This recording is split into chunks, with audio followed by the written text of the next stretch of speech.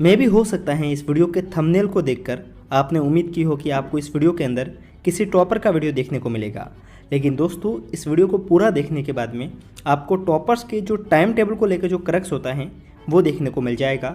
इस वीडियो के अंदर हमने जितने भी टॉपर्स की सलाह होती हैं, जो भी उनकी सजेशन होती हैं टाइम टेबल को लेकर, शेड्यूल को लेकर, उसको एक क्रक्स फॉर्मेट में तैयार किया है जो कि आपको काफ़ी ज़्यादा हेल्प करेगा। इस वीडियो के अंदर हम जो कवर करने वाले हैं वो पॉइंट ये रहेंगे कि आप टाइम टेबल को कैसे बना सकते हैं, आप डेली बेसिस पे टाइम टेबल को कैसे फॉलो कर सकते हैं, और सबसे लास्ट में हम देखेंगे IAS टीना डबी मैम के द्वारा खुद शेयर किया गया उनका टाइम टेबल जो कि उन्होंने फॉलो किया था उनकी प्रिपरेशन के दौरान। क्योंकि शुरुआत में ही मैं आपको एक चीज़ बताता हूँ जिसको अगर आप फॉलो करेंगे तो आपका टाइम टेबल शानदार बन जाएगा। वो है कि टाइम टेबल को कभी भी स्ट्रिक्टली मत बनाइएगा, कोई हार्ड टाइम टेबल मत बनाइएगा। यूजुअली एक स्टूडेंट जो भी कॉलेज पास आउट है वो यूजुअली 6 से 6 बजे के आसपास उठता है, और अगर आप आपके टाइम टेबल को बना रहे हैं कि मैं 4 बजे उठूँगा, 4 बजे उठने के बाद मैं पढ़ूंगा, मैं आपको यकीन के साथ में कह सकता हूँ कि आप 1 या 2 दिन के बाद में आप आपके टाइम टेबल को भूल जाएंगे।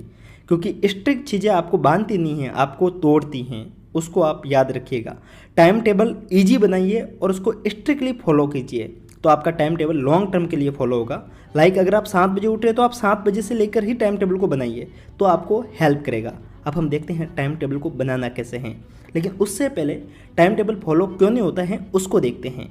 दोस्तों हम यूजुअली क्या करते हैं कि हम लाइब्रेरी में चले जाते हैं, सुबह से लेकर शाम तक वहाँ बैठते हैं और हम पाते हैं कि हम करीब 12 घंटे लाइब्रेरी में हैं और हम पढ़ कुछ भी नहीं पा रहे हैं। इसके पीछे साइकोलॉजिकल कारण है। साइकोलॉजिकल कारण ये है कि हमारे माइंड को लगता है कि हम 7 से 8 घंटे वहाँ पे बैठते हैं, लेकिन हम पढ़ मुश्किल से 5 घंटे भी नहीं पाते हैं। और इसको चेक करने के लिए आपकी जो सबसे ज़्यादा हेल्प करेगा वो करेगा एक स्टॉप वॉच। स्टॉप वॉच खरीदिए, जब भी आप पढ़ने बैठे तब उसको ऑन कीजिए, जब भी आप खड़े हो जाए तो उसको ऑफ कर लीजिए। पूरे दिन का आप एक बार टाइम नोट कीजिए। हो सकता है कि पहले दिन आपको 4 घंटे दिखे, फिर आपको थोड़ा बहुत खुद ही रिग्रेट होगा कि मैं इतना कम पढ़ रहा हूँ। नेक्स्ट डे से आप साइकोलॉजिकल रूप से और ज़्यादा अपने आप को बूस्ट करेंगे। एंड यकीन मानिए आपको डे बाय डे अगर आप प्रैक्टिस को करेंगे तो 15 दिन के बाद में आप पाएंगे कि आप करीब 8 से 9 घंटे कंटिन्यूस कर पा रहे हैं। स्टॉप वॉच आपको काफ़ी ज़्यादा आपके टाइम को अच्छा बूस्ट करने में हेल्प कर सकता है। इसके अलावा स्टूडेंट की एक शिकायत रहती है टाइम टेबल के साथ में कि हम टाइम टेबल तो बना लेते हैं, लेकिन जब भी हम पढ़ने बैठते हैं तो मोबाइल के ऊपर कोई नोटिफिकेशन आ जाता है, या फिर हमने मोबाइल पे कोई PDF खोली, कुछ पढ़ने के लिए बैठे, ऑनलाइन कंटेंट पढ़ने के लिए बैठे, कोई नोटिफिकेशन आ गया और हम डिस्ट्रैक्ट हो गए और हमारा टाइम चला जाता है। यूजुअली एक साइकोलॉजिकल रूप से इफेक्ट बोला भी जाता है, समझा भी जाता है कि जब भी आप एक बार डिस्ट्रैक्ट हो जाते हैं तो आप आपके करीब 21 मिनट वेस्ट कर लेते हैं। तो आप इस बात को समझिएगा कि इसको अगर आपको कम करना है तो प्ले स्टोर पे आपको एक फ्री में एप्लीकेशन देखने को मिल जाएगा जिसका नाम है फॉरेस्ट फोकस। काफ़ी इंपॉर्टेंट एप्लीकेशन है स्टूडेंट के लिए, आप इसको एक बार यूज़ कर सकते हैं। यहाँ पर आपको टारगेट दिया जाता है 30 मिनट का, 45 मिनट का, 1 घंटे का। आप टारगेट बनाइए, उस दौरान आपके मोबाइल पे कोई भी नोटिफिकेशन आपको शो नहीं होगा।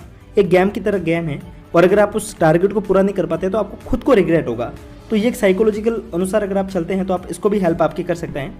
फॉरेस्ट फोकस एप्लीकेशन आप प्ले स्टोर से जाकर डाउनलोड कीजिएगा, आपको वहाँ से काफ़ी हेल्प होगी। अब हम बात करते हैं, मैंने आपको वो सारे पॉइंट बता दिए कि जिससे आपका टाइम टेबल एक अच्छा बनेगा, साथ में आप आपके डे को प्रोडक्टिव बना पाएंगे, उसके ऊपर हमने बात कर दी। अब हम बात करते हैं कि टाइम टेबल को बनाना कैसे है। टाइम टेबल को आपको शेड्यूल के अनुसार बनाना है। डे को डिवाइड कर दीजिए। आप ऐसे मत कीजिए कि मैं 6 से लेकर 7 बजे ये करूँगा, 8 से लेकर 9 बजे ये करूँगा, 9 से 10 ये करूँगा। कभी भी ऐसा टाइम टेबल बनाएंगे तो कभी भी फॉलो नहीं होगा, मैं आपको लिख के दे रहा हूँ। टाइम टेबल बनाइए डे के शेड्यूल के अनुसार। कैसे आप टाइम को बनाइए, अगर आप सुबह 7 बजे उठते हैं तो 7 से लेकर 9 या फिर 7 से लेकर 10 मतलब 3 घंटे का एक शेड्यूल लीजिए, जिसके अंदर आपका हो सकता है कि आपके बेसिक काम भी कुछ होंगे और साथ में आपके पास में 1 आध घंटा आपको फ्री में मिले। तो आप उसके अंदर कुछ ऐसा काम कीजिए जो कि आपको शुरुआत में आप हो सके तो आप रिवाइज का एक टॉपिक ले सकते हैं, या फिर आप कुछ ऐसा टॉपिक जैसे कि न्यूज़पेपर हैं, करंट अफेयर्स के लिए आप एनालाइज है उसको देखिए। फिर आप सेकंड शेड्यूल बने वापस 11 से लेकर 2 बजे तक का, उसको ले लीजिए। उसके बाद में आप फिर से आधे 1 घंटे का ब्रेक ले लीजिए, खाने के लिए कुछ ब्रेक ले लीजिए। फिर से आप 4 से लेकर आप 6 या 7 बजे तक का एक शेड्यूल बनाइए, 8 से लेकर वापस 10 या 11 बजे का या फिर 12 बजे का। तो इस हिसाब से आप शेड्यूल बनाएंगे तो आपको हेल्प कहाँ पे होगी।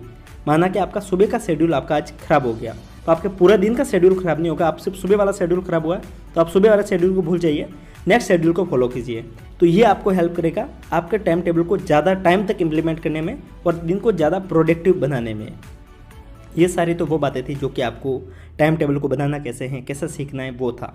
अब हम फॉलो करेंगे टीना डबी मैम का टाइम टेबल, जो कि इन्होंने 2017 में जब ये टॉप किए थे उसके बाद में उन्होंने शेयर किया था और इनके द्वारा खुद ये शेयर किया गया और ये आप अभी भी इनके इंस्टाग्राम के माध्यम से देख सकते हैं।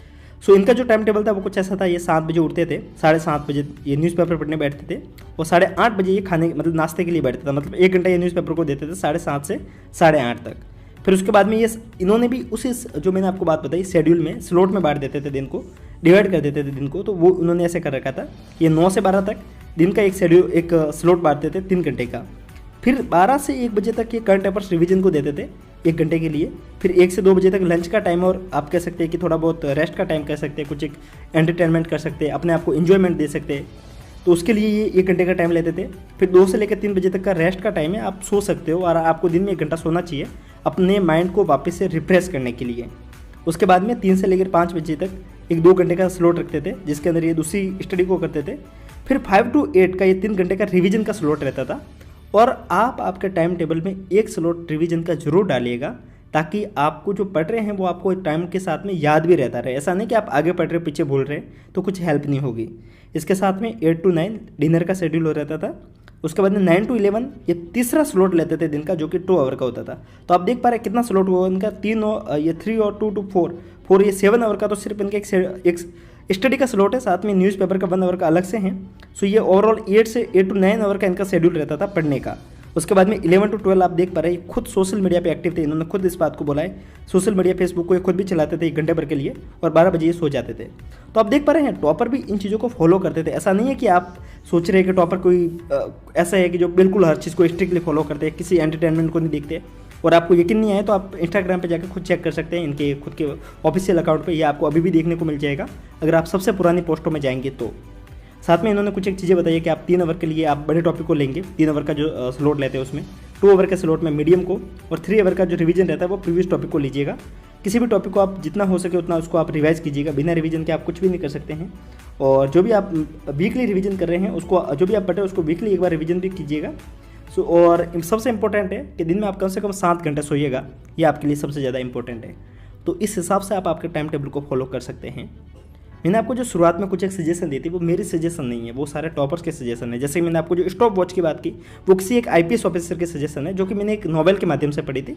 एंड मैं आपको 100% श्योरिटी के साथ में कह सकता हूँ कि आप स्टॉप वॉच के माध्यम से पढ़ेंगे देन फ्रेंड्स आपको डेफिनेटली काफ़ी ज़्यादा वहाँ से हेल्प होगी।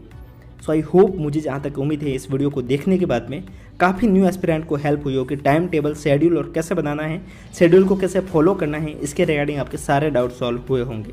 अगर आपको भी ऐसा लगता है तो एक कमेंट जरूर करना, प्यारे सी कमेंट मुझे काफ़ी ज़्यादा मोटिवेट करती हैं। आपके जो भी सवाल है कमेंट कीजिएगा, नेक्स्ट वीडियो में उसको भी हम पिक करेंगे। जेन्युइन क्वेश्चंस होंगे जो कि और एस्पिरेंट को हेल्प करते हैं तो उनको हम वहाँ पे फेस करेंगे, और आगे से हम कोशिश करेंगे कि जो भी एस्पिरेंट होते हैं जिनके नाम होते हैं उनको भी हम लेंगे ताकि आपको भी एक अच्छा लगेगा। सो दोस्तों चलते हैं, हम इस वीडियो को यहीं पे ख़त्म करते हैं। मिलते हैं किसी और वीडियो के साथ में इसी प्लेटफॉर्म के ऊपर, किसी और दिन, किसी और रोज़, किसी और टॉपिक के साथ में। तब तक के लिए हंसते रहिए, मुस्कुराते रहिए, साथ साथ में पढ़ते भी रहिए। फिर मिलते हैं, तब तक के लिए जय हिंद।